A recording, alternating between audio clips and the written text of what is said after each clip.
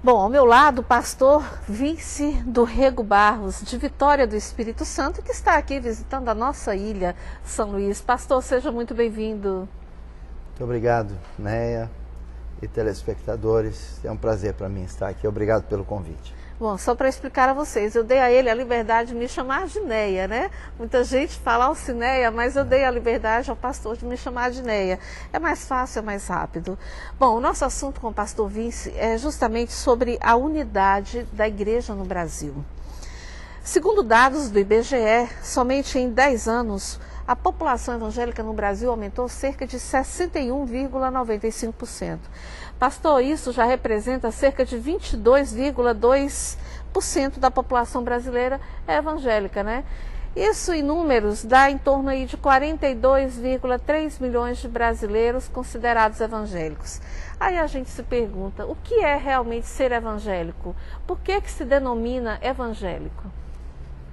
Primeiro, eu sou grato a Deus porque existe hoje uma multiplicação no país dessa população e dentro desses dados chamados de evangélicos, mas eu prefiro a palavra cristãos.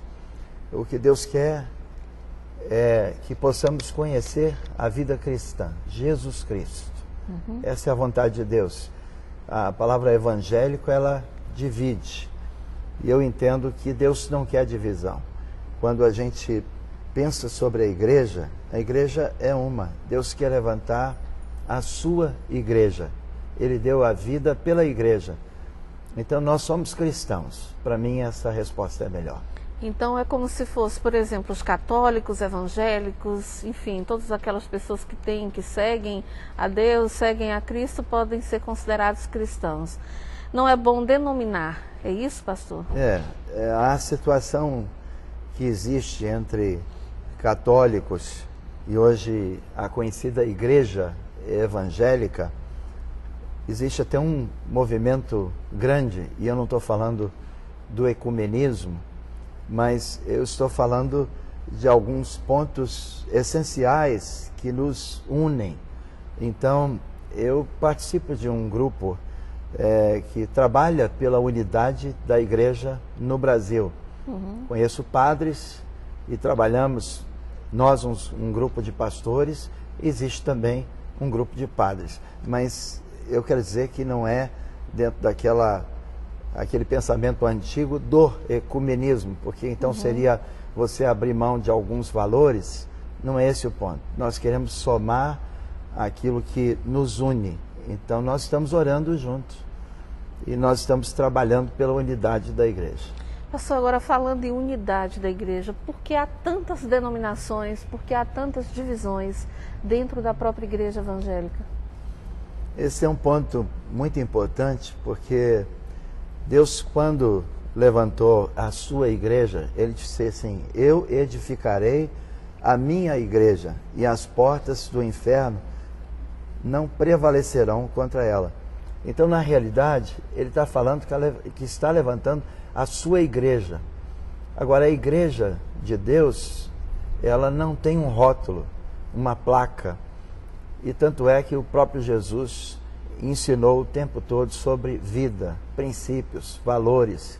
Então, a igreja, nos tempos antigos, e à luz da palavra, ela começou nas casas. O propósito de Deus, através da igreja, é que cada uma das nossas casas sejam transformadas, para que nós, os pais, as esposas e os nossos filhos, possamos conhecer a Jesus Cristo como o Senhor da nossa vida. Você acha que hoje essas grandes divisões que há dentro da própria igreja, isso atrapalha na questão do desenvolvimento e do próprio conhecimento a nível da Bíblia, conhecimento de quem é Deus, do que Ele pode fazer? Eu creio que atrapalha muito. Eu quero até citar um versículo que está aqui no livro de João, no capítulo 17, tem alguns versículos.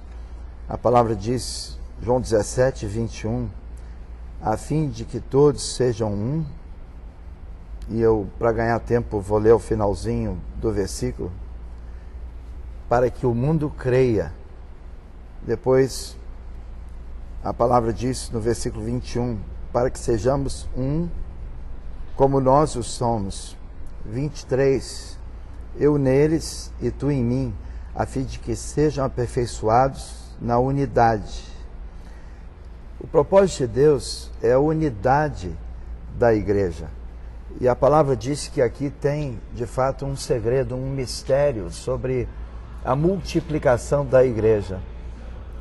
Quando nós estamos em unidade, existe uma multiplicação. Então, o mundo crê, porque nós estamos juntos e compartilhamos essa nossa fé e tudo em comum. Então, hoje as pessoas, quando pensam em Deus, e nós temos historicamente uma população aberta para as coisas de Deus, somos uma população diferente, né? Um povo diferente do que o povo europeu, por exemplo. Há uma rejeição por Deus. Então, as pessoas muitas vezes querem Deus, mas não querem a igreja. Então, isso é um fato muito importante, porque não há como a gente conhecer a Deus e querer seguir a Deus sem participar da igreja. Agora, a igreja não é uma organização, mais propriamente, uma estrutura. A igreja é a nossa vida. Jesus veio, eu vim para que tenham vida. Então, isso é a igreja, quando a nossa vida é transformada. Não é a denominação batista, presbiteriana, Assembleia de Deus, que por sinal essas que eu estou citando são as que estão aí no ranking, né, de mais adeptos, de pessoas que estão mais, que participam mais dessas denominações. Agora, qual é a sua igreja, pastor? Eu queria aproveitar antes só o que você está compartilhando sobre Batista, Assembleia, Metodista, esses grupos todos. E a gente reconhece o bem que essas denominações trazem à nação.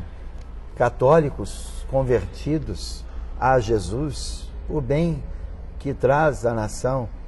Mas, na verdade, o ensino da palavra não é que as pessoas vão ser transformadas lá naquele salão. Porque a experiência que a gente vê é que as pessoas, elas então têm um comportamento que parece angelical lá nesses lugares, mas quando voltam para casa, ou então quando tem que pagar uma conta, elas dão um mau testemunho. É claro que isso não é a totalidade das pessoas, mas é isso que não contribui. Por isso que a transformação não é lá, nesses grupos históricos e que trazem toda essa resposta para o país. Não é o templo, né, mas pastor? é de fato a nossa vida e a nossa casa. Aí, desculpe, mas era importante voltar um pouquinho. E quando eu entendi isso, aí eu entendi a questão da igreja.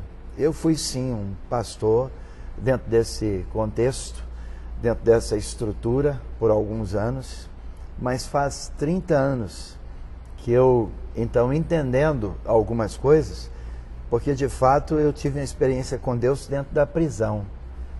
E ninguém foi dentro da prisão para falar de Jesus comigo. Foi uma obra do Espírito Santo. Quando eu saí da prisão por um milagre... Pastor, conte pra gente aí como foi essa experiência.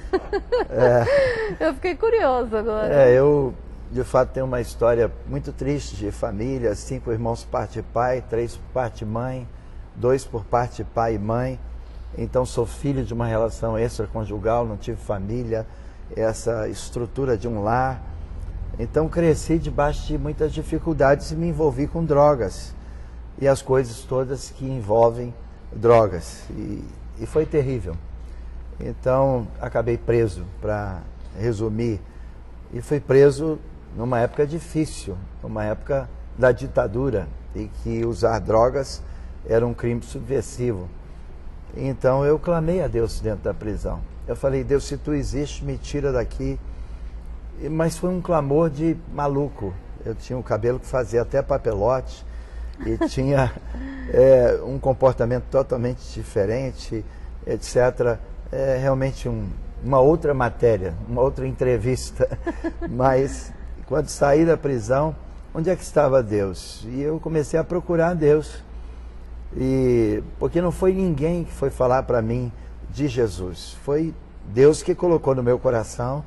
Eu clamei ao Senhor, estava passando por alguma tortura naquela época, e conheci até a pessoa, o policial que estava destacado até para me matar, porque naquele tempo as pessoas então sumiam da prisão. E conheci, Deus me deu a graça de conhecer em vida a pessoa destacada então para acabar com a minha vida. Mas eu louvo a Deus porque esses milagres todos, e eu nessa busca da igreja, alguém me disse assim, pode ir para uma denominação, você tem que ir para uma denominação. Eu fui e na realidade Deus começou a fazer algo comigo, mas o tempo todo tinha algo no meu coração. E a igreja, no sentido de que não podia haver uma divisão, eu queria viver junto com outros irmãos, mas alguém, não, você tem que vestir a camisa, você faz parte aqui desse grupo. Não, eu queria a igreja, a unidade da igreja. Então, foi nisso que, num processo de muita dor para mim, eu voltei para casa. Quando eu estou dizendo voltei para casa, porque de fato a própria religião não me aceitou com as coisas que eu entendi sobre a unidade da igreja. Eu comecei a buscar essas coisas todas e lendo a Bíblia, eu entendi que de fato Deus tinha um plano com a igreja, e a igreja na realidade somos nós, que somos templo e morada do Espírito Santo de Deus. É claro que tem muito a explicar sobre isso aí. Nós temos que fazer parte sim do corpo de Cristo, nós temos que congregar. Isso não significa que eu tenho que estar dentro de casa e excluído desse processo da igreja, não. Eu tenho que me incluir. É por isso que eu digo que qualquer uma dessas denominações, a gente mantém um café de pastores há muitos anos na cidade, e eu, quando convidado, sempre atendo para compartilhar, mas quando eu trabalho nesses países que inclusive não pode colocar o nome da igreja, e não pode ter placa, e não pode ter propriamente horário, nada, a gente tem que ter vida. Então lá eles não têm essa opção. É isso que a gente está vivendo. Pastor, eu não sei se eu vou estar equivocado em falar o que eu vou falar agora, mas na verdade Deus não está naquele templo da Igreja Batista, não vamos dizer assim, ou da Assembleia de Deus, somente lá, mas Deus está dentro de nós. Exatamente. É isso? Deus habita no templo. Nós somos templo e morada do Espírito Santo de Deus. Agora, só para que as pessoas também não me edificar. interpretem mal, isso não significa que eles não devam frequentar uma igreja. Eu creio que Deus está trabalhando.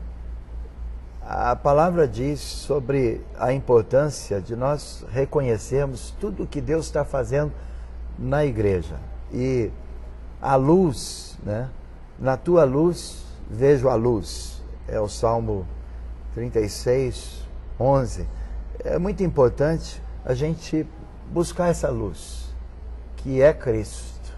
A experiência com Cristo vai nos trazer mais revelações. Então, a gente tem que começar. Eu também comecei fazendo uma oração com toda a ignorância. E, no entanto, faz 34 anos que eu estou servindo a Deus no ministério e trabalhando pela recuperação de drogados e prostitutas e essas situações todas que envolvem o chamado lixo aí da sociedade. Então Deus está trabalhando essas coisas para mudar a vida das pessoas, para que elas conheçam a igreja. Não é a minha denominação, mas para que elas tenham uma experiência com Cristo. Eu tenho que levar as pessoas a Cristo, não é propriamente a uma estrutura. Então, não é uma organização, é um organismo vivo. Eu gostaria de continuar conversando, porque é tão bom falar sobre esse assunto e esclarecer também tantas dúvidas. Mas só para encerrar nossa entrevista, pastor, essas divisões hoje, elas provocam uma mudança de comportamento também na vida dos brasileiros, já que o número cresceu, né? São mais de 42 milhões de brasileiros tidos como evangélicos. Esse crescimento, esse boom do povo evangélico não deveria já ter também influenciado na mudança de comportamento, ter, por exemplo, diminuído a questão da violência, né? É um dos fatores que contribui, a igreja contribui para isso. Hoje nós tivemos um tempo com os pastores aqui na cidade de São Luís, E eu fiz exatamente esse comentário, porque em Mateus, no capítulo 5, ali no conhecido Sermão do Monte, a população quase que em geral já ouviu essa afirmação, e tenha escrito: bem-aventurados aqueles que têm fome e sede de justiça, porque eles serão fartos. Então, eu disse ali aos irmãos que quando eu vou lá fora e alguém diz, eu tenho estado em muitos países, e alguém tem notícias desse crescimento, dessa estatística, né, citada aqui por você, do IBGE, e a gente louva a Deus por isso, mas eu disse aos pastores que esse crescimento tinha que ter uma influência maior na sociedade. Nós temos que nos ocupar com essas questões sociais, nós temos que nos ocupar com essas questões da segurança, porque a igreja é um benefício, é um bem para a nação. E então, se houvesse um cristianismo vivido de uma forma autêntica, então nós teríamos resultados maiores na sociedade. Então, hoje ainda a corrupção política, a situação toda que envolve a nossa nação, a fome na nossa nação, tudo isso nós compartilhamos hoje, que nós como a igreja, e se esses números crescem, nós temos que, então, de alguma forma, influenciar essa nação de tal maneira que a nação vai ser transformada realmente pela experiência que nós cristãos estamos tendo com Deus. Muito obrigado, pastor, pela entrevista hoje, pela sua participação aqui no programa Referencial. Que Deus o abençoe, né? E que nós possamos estar refletindo de fato sobre esse bate-papo que a gente teve aqui. Muito obrigada. Eu agradeço a você e peço, eu venho de Vitória do Espírito Santo, e que essa palavra do Espírito Santo, de Deus, possa trazer clareza, revelação. Eu oro para que você realmente conheça essas coisas de Deus, o Deus genuíno, porque Ele pode transformar as nossas vidas. Muito obrigado, Neia. Obrigada, pastor. E boa viagem. Muito obrigado. Retorne à nossa cidade, Muito viu? obrigado. Com mais tempo para a gente conversar muito mais aqui no programa. Muito obrigado. Muito obrigado. Muito bom.